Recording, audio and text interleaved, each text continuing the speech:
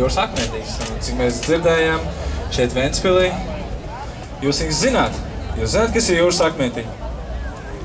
Tie akmeņi, kas mētājās jūrmalā, kad iet un sāp kājas. Jūs zināt? Taču zināt, vai ne? Ir arī tādi akmeņi, bet ir arī tādi dziedošie akmeņi, jūras akmeņi.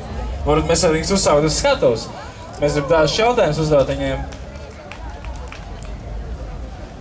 Nāc? Tad jautājums jums. Viņi ir. Labi. Pastāstiet vienkārši vairāk par sevi. Tad kā tu iesāki dziedāt jūras akmentiņos? Pagaidiņš? Matē vodiņš. No sākuma notika tā, kad mana bērndārza dziedāšanas skolotāja man pateica, lai es eju uz jūras akmentiņiem pie Lūcijas Boitmanas dziedāt. Tā kas ir Lūcija Boitmane? Mūsu skolotāja. Vadītāja. Mūsu vadītāja, jā. Labi. Tad es jūras akmentiņus.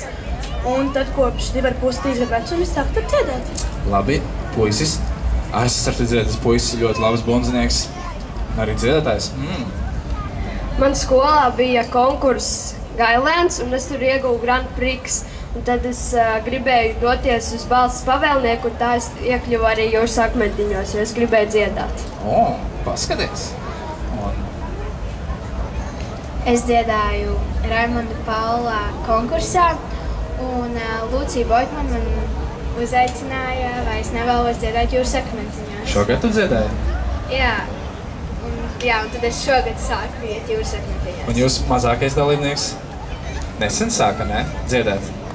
Izkārti viņi nesen sākusi dziedāt un iejūtas jūras akmentiņas. Dosim aplausus. Viņi būs kā pirmā mūsu šodien dalībnieci.